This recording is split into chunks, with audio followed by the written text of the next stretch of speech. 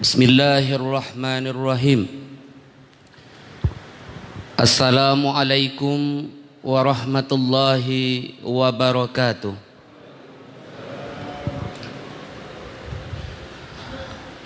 Alhamdulillahi rabbil alamin. Wassalatu wassalamu ala asrafil anbiya'i wal mursalin wa ala alihi wa ashabihi ajmain. Ashhadu an la ilaha illallah wahdahu la syarika lah wa ashhadu anna Muhammadan abduhu wa rasuluh la nabiyya ba'dah amma ba'du. Qala Allah ta'ala fil Qur'anil Karim, a'udzu billahi minasy syaithanir rajim. Bismillahirrahmanirrahim. Ya ayyuhalladzina amanu ittaqullaha haqqa tuqatih wa la tamutunna illa wa antum muslimun. Sadaqallahul azim.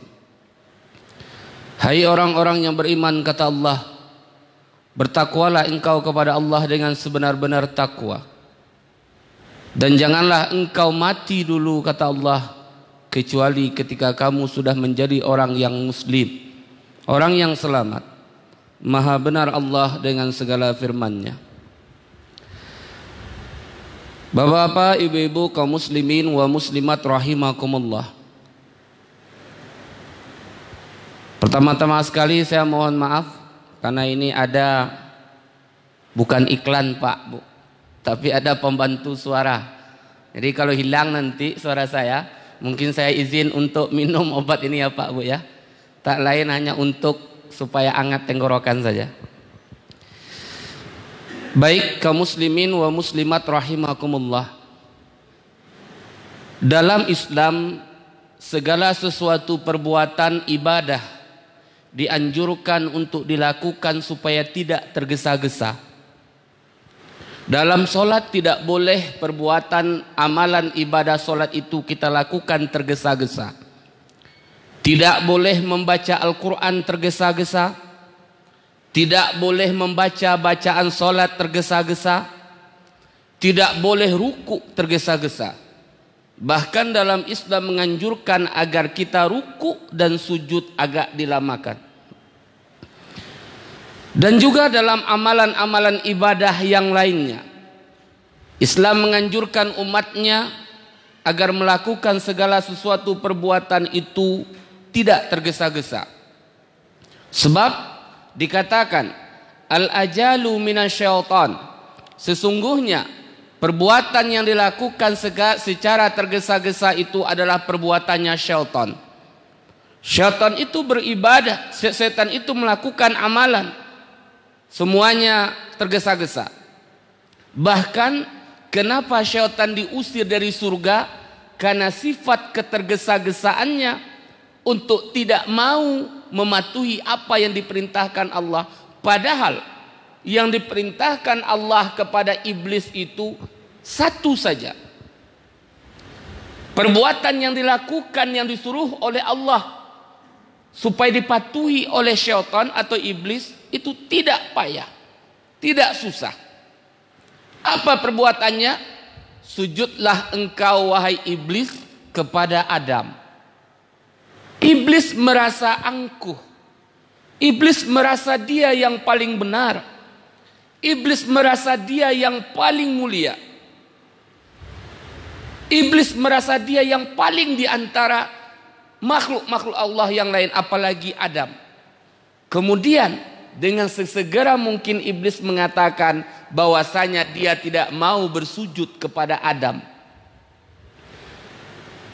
Perbuatan yang dilakukan oleh iblis inilah yang kemudian Allah marah dan Allah mengusir iblis dari surga. Kaum muslimin wa muslimat rahimakumullah. Nah, oleh sebab itu dalam perbuatan, dalam kaidah usul fikih dikatakan khairul umur al-awsat. Sebaik-baik persoalan hendaklah dilakukan dalam keadaan yang sedang-sedang saja. Tidak boleh lambat dan tidak boleh tergesa-gesa. Contoh, ketika seorang imam ataupun makmum ataupun jamaah yang sedang melaksanakan sholat sendiri membaca Al-Fatihah, tidak boleh kencang-kencang, cepat-cepat. Bismillahirrahmanirrahim, alhamdulillahirabbil alamin, arrahmanirrahim, maliki yaumiddin. Tidak boleh cepat-cepat, bertenang.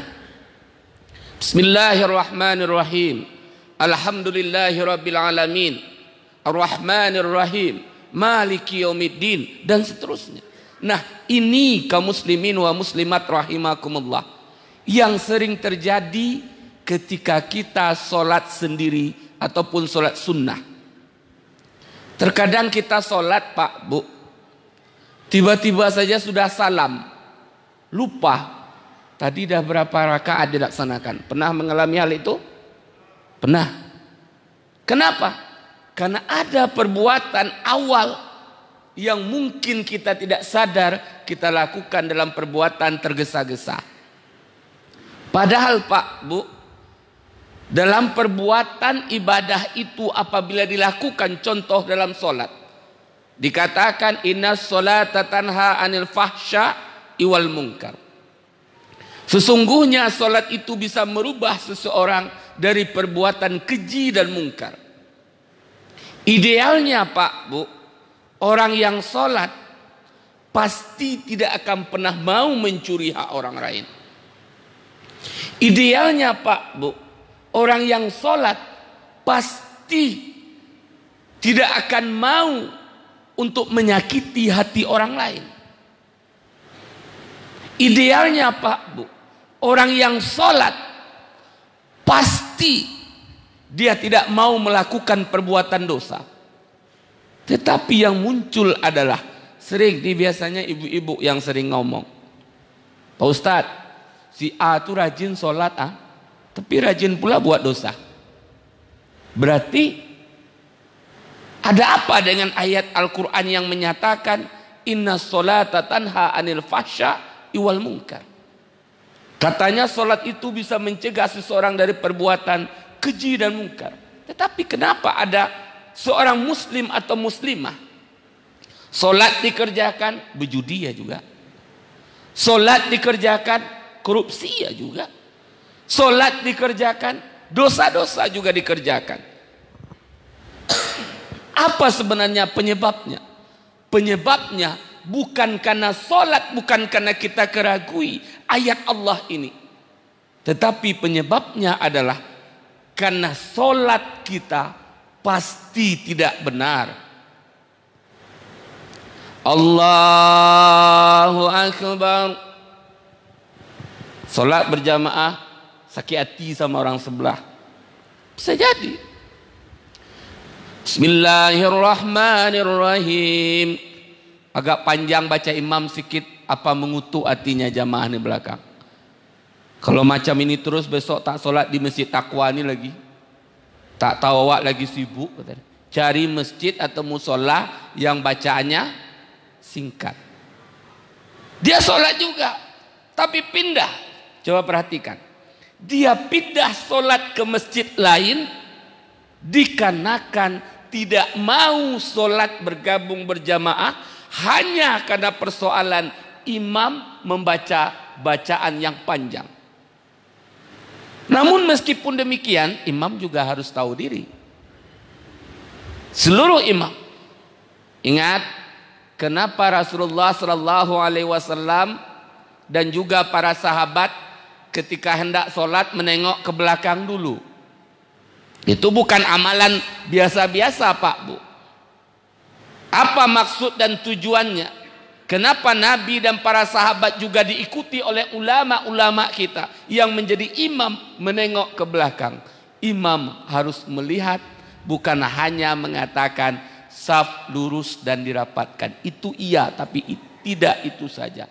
Imam harus melihat siapa rombongan yang sedang dia pimpin. Rasanya jamaah itu lebih banyak orang tua, jangan baca ayat yang panjang. Kalau dia anak muda, agak tak apa-apa, agak dipanjangkan. Salah satu tujuan imam menengok ke belakang adalah seperti itu. Kemudian ada hal yang juga ingin kita sampaikan Pak Bu. Kita mengkaji fikih yang sifatnya kecil-kecil saja dulu. Kalau masalah tauhid, ada Bapak calon doktor Rozai Akbar. Nanti masalah tauhid mengkaji. Masalah fikih-fikih yang lain, usul fikih yang lain, ada mubalik yang lain. Kita hanya mengkaji persoalan fikih yang kecil, tapi sering kita lakukan kesalahan. Dalam sholat, sudah barang tentu jamaah tidak boleh mendahului, makmum tidak boleh mendahului imam. Kedua rombongan ini, rombongan dan imam harus saling memahami. Imam kalau rasanya sudah tua Pak Bu, pinggang ini dari sujud hendak naik ke atas agak lama, maka imam harus cerdas. Jangan lagi sujud, sudahlah pinggangnya agak payah naik ke atas, baru sujud dia Allahu Akbar, dia baru setengah berdiri, makmum sudah berdiri. Kan sering tuh. Yang makmum juga harus paham. Ini ada juga makmum Pak Bu, baru mendengar kata A saja, ada langsung duluan dia. Ini nggak boleh. Apalagi ibu-ibu yang ditutup tuh dengan mihrab, apa namanya Pak Haji? Tabir. Kan tak nampak imam. Jangan mentang-mentang dengar kata Allah, ada berdiri dia. Tunggu dulu. Imam cerdas, makmum cerdas. Makanya dalam beribadah itu harus ada ilmu. Bagaimana caranya? Tunggulah imam mengatakan Allahu Akbar, ketika itu berdirilah lagi. Untuk mengantisipasi jangan sampai makmum duluan tegak lurus pinggangnya dibandingkan imam. Yang kedua yang ingin kita sampaikan adalah masih masalah sholat. Rasulullah itu Pak Bu, dia dalam melaksanakan sholat wajib subuh, zuhur, asar, maghrib, isya, lebih pendek bacaannya dibandingkan sholat sunnahnya.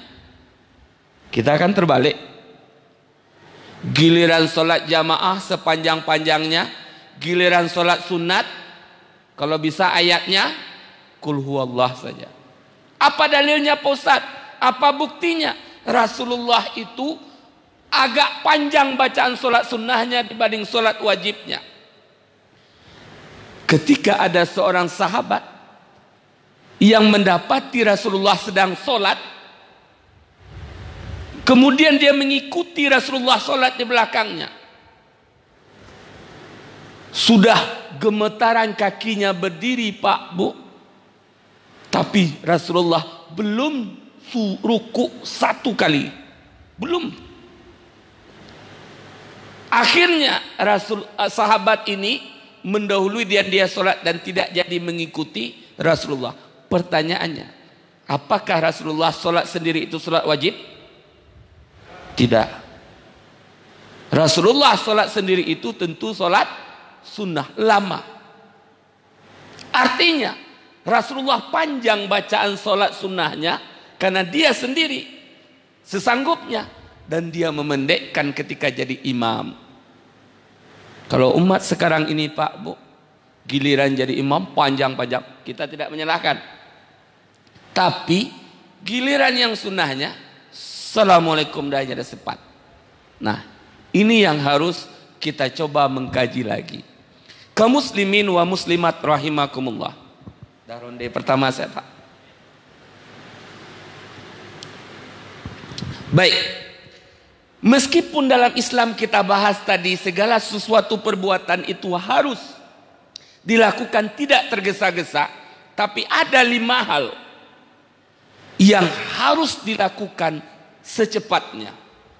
Ini berlawanan dengan yang kita bahas tadi. 5 hal yang harus kita lakukan secepatnya. Yang pertama adalah menjawab salam. Apa hukum mengucapkan salam Pak Bu? Sunnah. Assalamualaikum, sunnah. Apa hukum menjawab salam? Wajib. Satu perbuatan tapi beda hukumnya. Mengucapkan salam itu sunnah. Apa itu sunnah?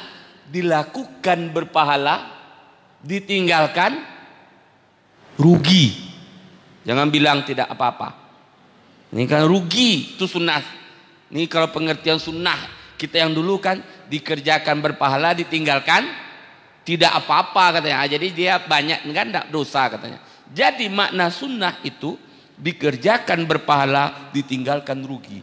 Rugilah orang ketika bertemu saudaranya hanya diam saja. Silahkan ucapkan assalamualaikum karena hukumnya adalah sunnah. Menjawab salam hukumnya wajib. Wajib. Tetapi wajibnya adalah fardu kifayah. Fardu ain wajib untuk setiap orang, fardu kifayah. Kalau ada satu kelompok ini datang orang assalamualaikum, satu saja menjawab waalaikumsalam, gugur dosa kewajiban orang yang lain. Itu namanya fardu kifayah.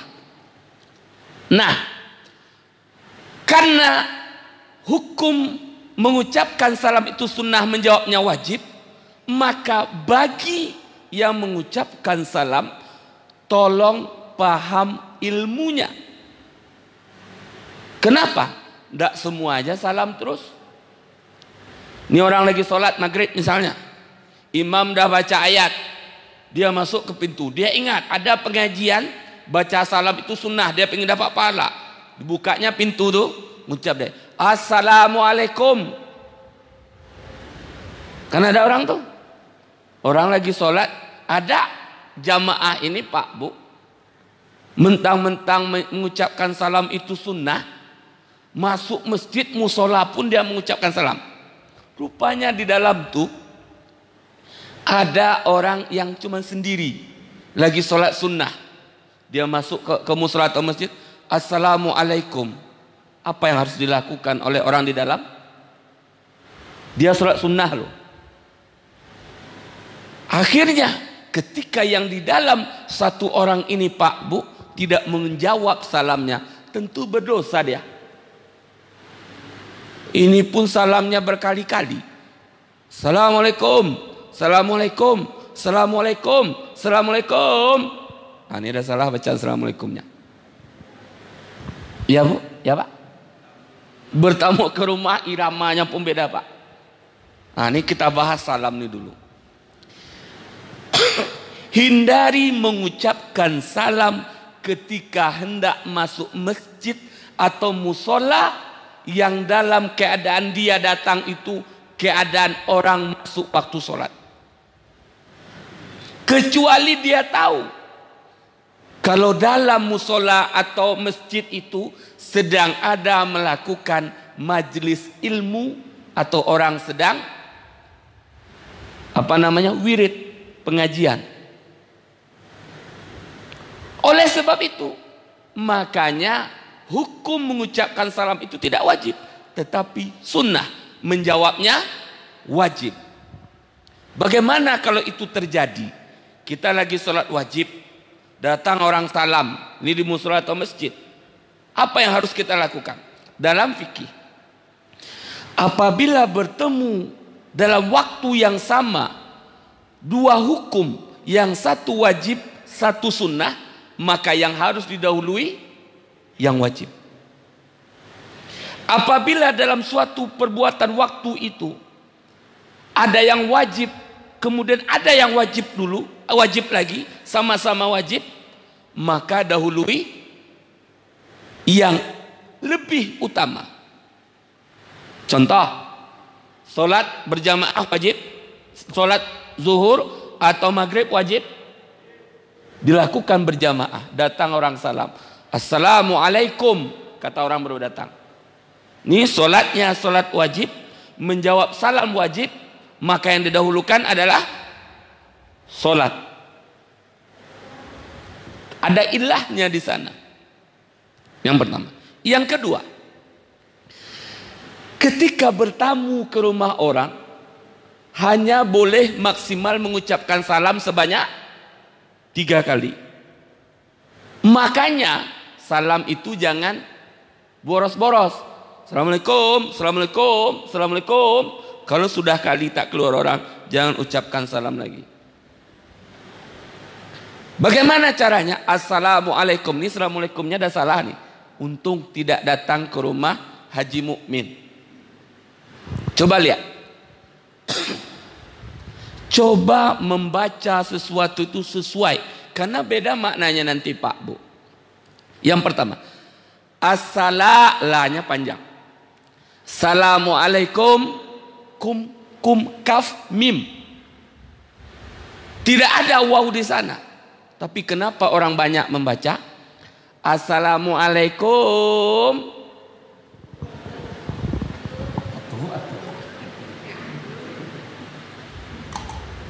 Ada orang baca seperti itu? Satu lagi. Ini ada pakar Al-Qur'annya di sini. Bacaannya. Tajwid. Sering nonton TV? Yang ada kun fayakun itu? Ada? Kun fayakun. Jangan sebut ustaznya. Kita tidak menyalahkan ustaznya, tidak apa-apa. Tapi bacanya benar nggak itu? Kun fayakun. Benar Pak Haji? Salah Pak Haji ya? Kaf dengan nun ya Pak Haji? Kun fayakun gitu Pak Haji ya? Ayat Al-Quran loh itu Pak Bu. Kenapa ada wawnya saya kenakan? Kun fayakun. Nah kita harus cerdas nih. Nah jamaah itu harus pintar-pintar. Nah hati-hati dah. Begitu juga Assalamualaikum. Assalamualaikum. Kapan yang juga tuh? Nah hati-hati dalam mengucapkan kalimat itu.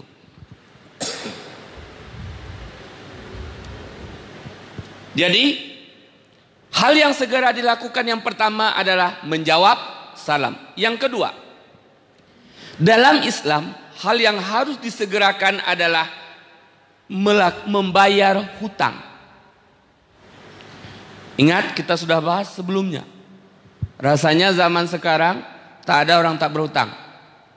Kalau ada jamaah tidak berhutang, jamaah hebat. Patut kita tiru. Bagus. Nah, kita akan bahas mengulang sedikit. Ini biasanya kajian ini pagi saya berikan. Kalau pagi ibu-ibu kan sedikit, saya bahas lagi. Hukum membayar hutang itu wajib. Jangan mati meninggalkan hutang. Kenapa? Karena azab bagi orang yang mati membawa hutang takkan henti-henti sampai hutangnya lunas. Apalagi kalau hutang kredit. Ini payahnya hutang kredit nih. Meskipun di pembahasan yang lain kita sudah bahas hukum kredit itu ada dua, ada yang menyatakan haram, ada yang menyatakan boleh. Kita ambil pendapat yang kedua boleh, tetapi hati-hati dengan kredit, hutang kredit ini. Kenapa kita hati-hati? Hutang kredit ini Pak Bu dibayarnya berangsur-angsur. Rata-rata hutang kredit ini dibayar 1 kali dalam sebulan.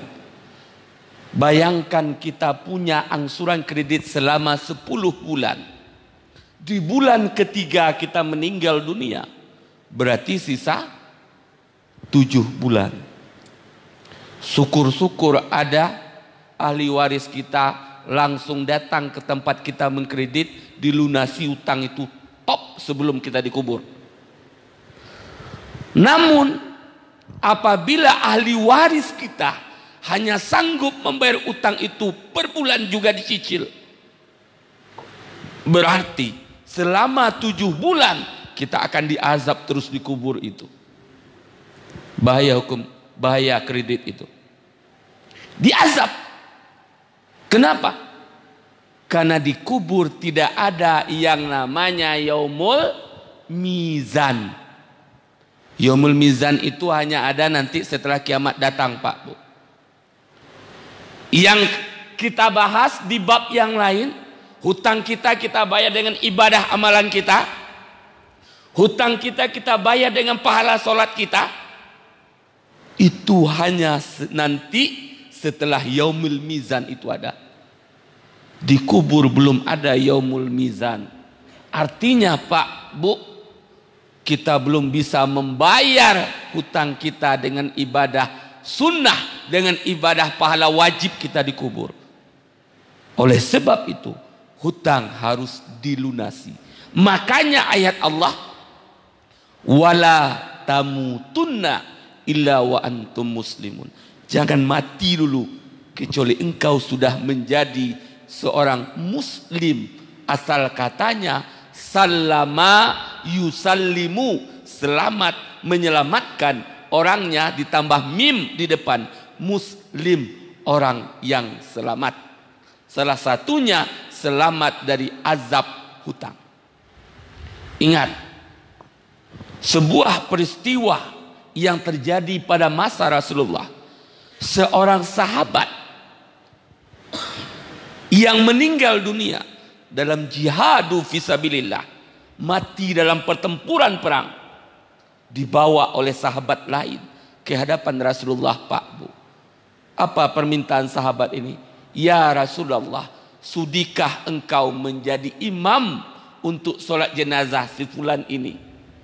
Rasulullah tidak mau langsung menyolatkan, Pak Bu.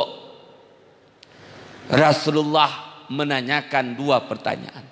Solatkah dia sewaktu hidup? Solat. Yang kedua, apakah si fulan ini ada meninggalkan hutang piutang? Begitu dahsyatnya dua hal ini, Rasulullah tak mau langsung menyolatkan. Kejamkah Rasulullah? Tidak.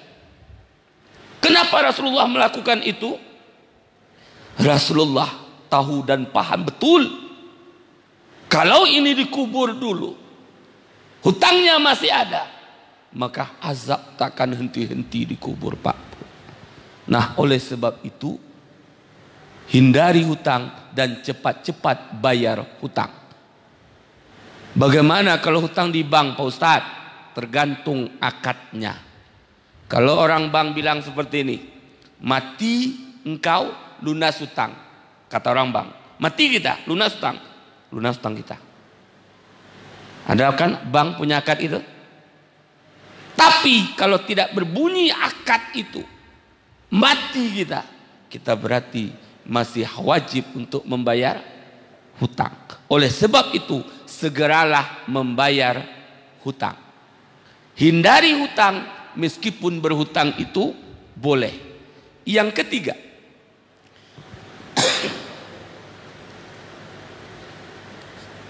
yang harus disegerakan adalah, yang pertama menjawab salam, yang kedua membayar hutang, yang ketiga menyelenggarakan jenazah secepatnya.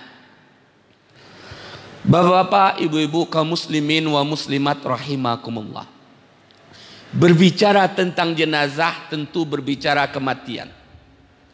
Rasulullah lahir di Mekah, meninggal di Madinah, dikuburkan di Madinah. Apa maksud daripada persoalan ini?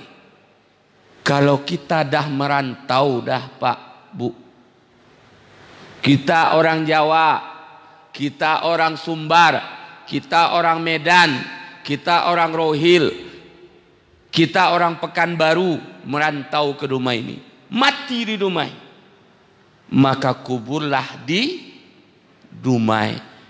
Bagi yang masih hidup, jangan berwasiat yang macam-macam. Ini ada pula yang hidup nih, wasiatnya macam-macam. Kalau aku mati nanti kuburkan di samping kuburan mamaku. Rupanya mamaknya di Sumbar.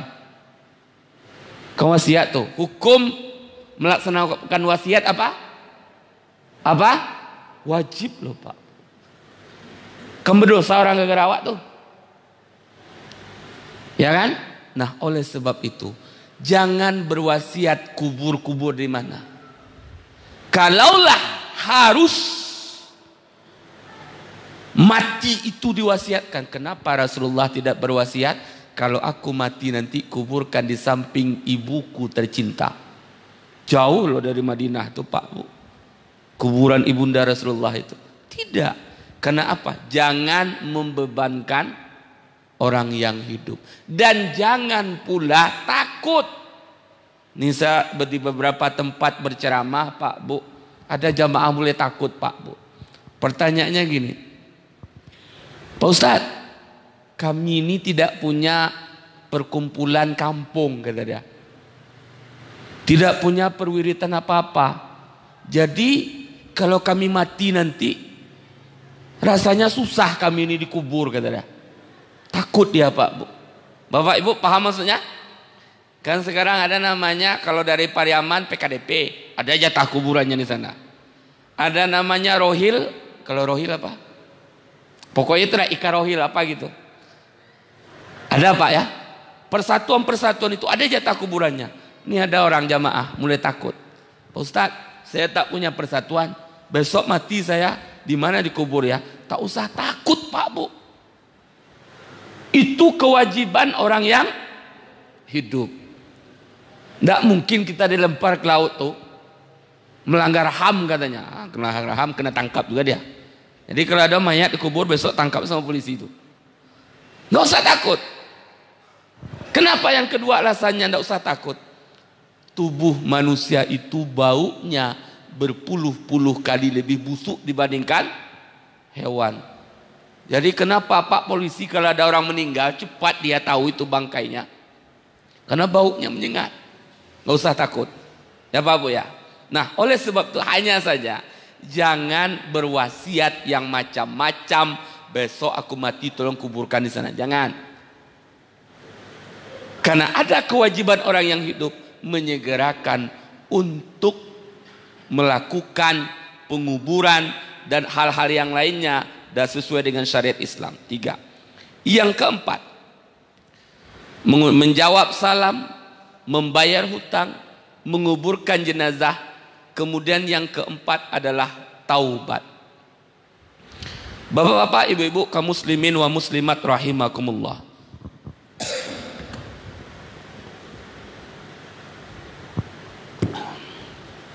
Kita bahas beberapa fenomena yang mungkin Bapak Ibu sering lihat di luar. Ketika ada seorang ibu atau bapak meninggal dunia, kemudian dia disolatkan di masjid atau musola, anaknya membopong Pak Bu.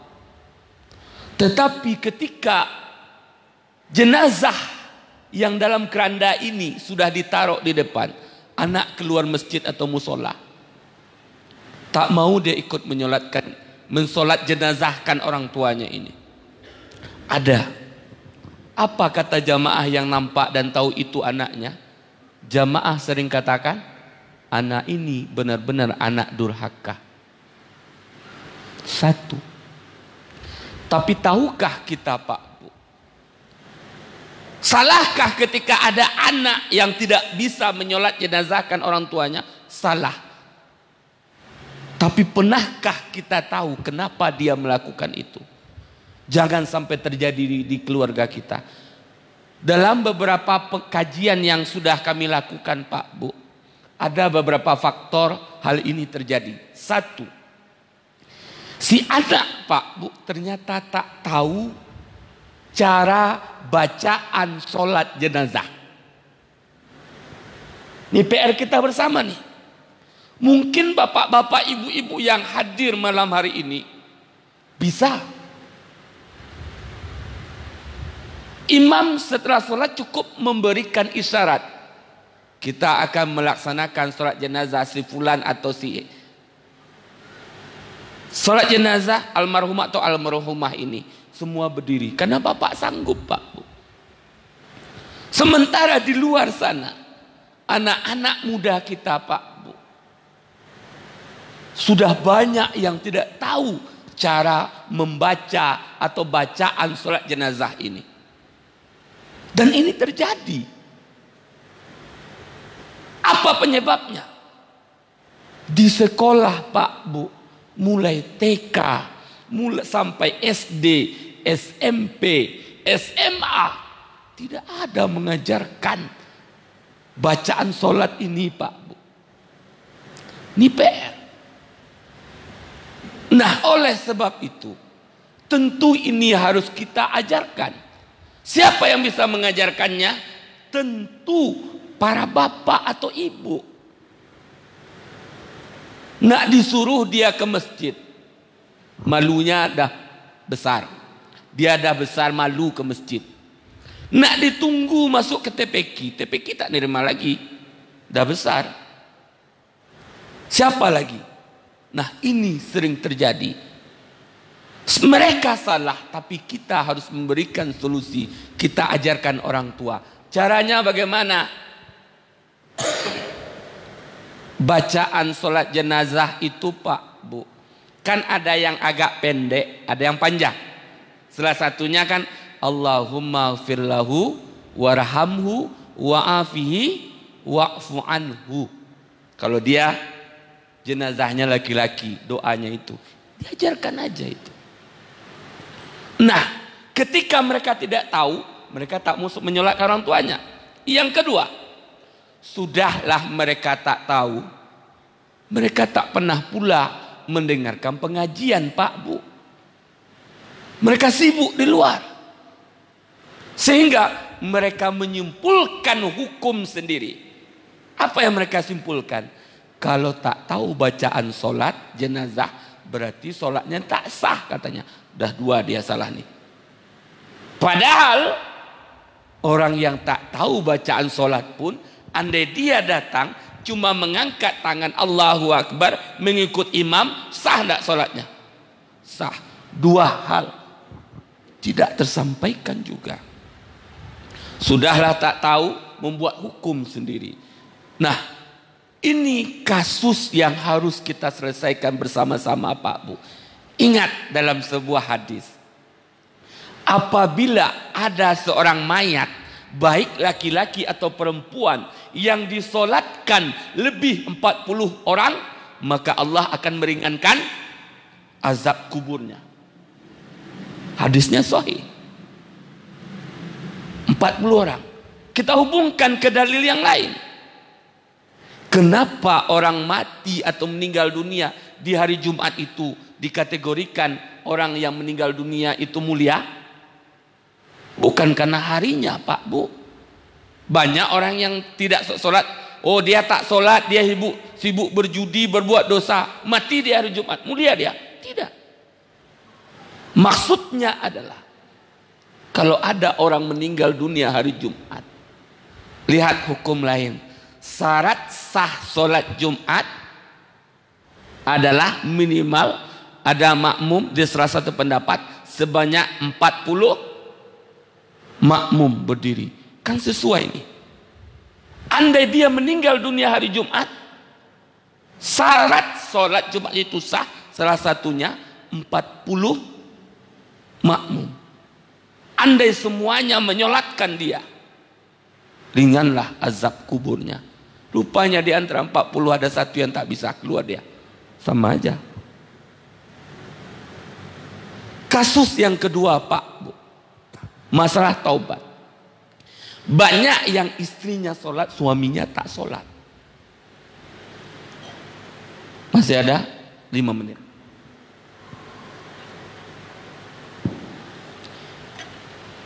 Istrinya rajin sholat, suaminya susah kali diajak sholat. Padahal dalam ayat kan ada, sesungguhnya laki-laki baik itu jodohnya adalah perempuan yang baik-baik. Orang baik jodohnya orang baik. Bukan dari pandangan manusia, tapi pandangan Allah. Tapi kok di lapangan, di muka bumi ini, istrinya sholat, suaminya tak sholat. Biasanya sering terjadi seperti itu. Tapi ada juga beberapa kasus suaminya sholat, istrinya tak sholat. Biasanya ini jarang, karena segan, takut sama suami. Tapi ada juga. Nah, apabila ini terjadi, sama halnya Pak Bu, Jangan istri menyalahkan suami. Dan jangan suami menyalahkan istri cepat. Mana tahu, pernah enggak para istri nih, dia rajin sholat, suaminya tak mau sholat. Pernah enggak istri bertanya, apa penyebab abang tak sholat? Pernah, Ustaz. Alasannya apa? Jangan-jangan kasus sama juga terjadi, Pak Bu. Apa kasus yang sama? Jangan-jangan suaminya sudah lupa cara bacaan sholat. Sudahlah dia lupa cara bacaan sholat, Pak Bu. Dia buat hukum sendiri. Kalau tak tahu bacaan sholat, maka tak sah sholatnya. Tak sholat dia, Pak Bu. Tambah lagi yang ketiga, hukum masyarakat. Ingat, hukum pidana, hukum Islam, hukum-hukum yang lainnya, yang paling kejam itu adalah sanksi hukum masyarakat. Hukum pidana masuk penjaranya, Pak Bu. Hukum mencuri dalam Islam potong tangan, selesai. Tetapi hukum masyarakat sanksinya besar. Contoh salah satunya, ada orang 10 tahun tidak sholat dia di tahun yang ke-11. Tobat dia. Apa kata jamaah yang lain? Cie ada tobat nih. Ada tobat, sok tobat, dosa banyak, tobat pula. Gara-gara perbuatan itu tak jadi orang tobat, tanggung dosanya. Bahaya. Nah, oleh sebab itu, hindari hal-hal yang akan menghalangi orang untuk bertaubat. Kaum muslimin wa muslimat rahimakumullah. Ini baru 4, satu lagi tak bisa kita sampaikan karena waktu sholat sudah masuk. Tapi di jam saya 33. Jam berapa, Pak Haji? 33, ada 2 menit. Ada pertanyaan, satu pertanyaan saja. Ya, silakan.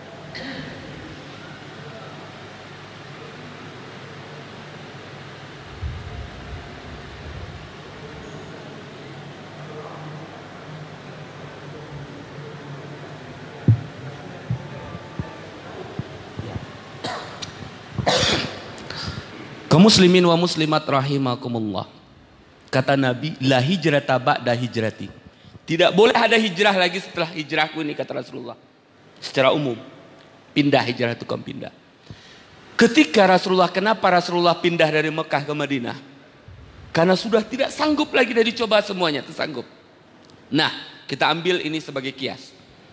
Kalau kita sholat di suatu tempat, dan diingatkan ada imamnya salah, kita ingatkan tak mau juga, kemudian kita pindah, apakah itu solusi? Tentu yang bisa menjawab kita, Pak Bu. Ingat, Nabi yang dimakan ikan, Nabi apa? Nabi Yunus. Apa dosa Nabi Yunus? Kesalahan Nabi Yunus? Meninggalkan umatnya. Diajak tak mau, diajak tak mau, diajak tak mau. Tidak bisa nih, pergi dia naik kapal. Di tengah jalan Allah perintahkan paus ikan besar untuk memakan Nabi Yunus. 40 hari lamanya dalam perut ikan. Dia berpikir, apa salahku? Kemudian Allah jawab, engkau meninggalkan umatmu, kaummu. Jangan-jangan ketika kita tinggalkan, hanya persoalan tidak mau diingatkan, kita pindah ke yang lain, orang lebih parah. Jangan kita ikut berdosa. Jangan-jangan dengan adanya kita di sana, cepat atau lambat dia segan, dia mau berubah, Pak. Wallahu a'lam bishawab. Mudah-mudahan kita bisa merubah. Terima kasih, waktu sholat sudah masuk. Mohon maaf atas segala kekurangan. Terima kasih atas segala perhatian. Usikum wa iyaya sibitaqwallah. Warahmatullahi wabarakatuh.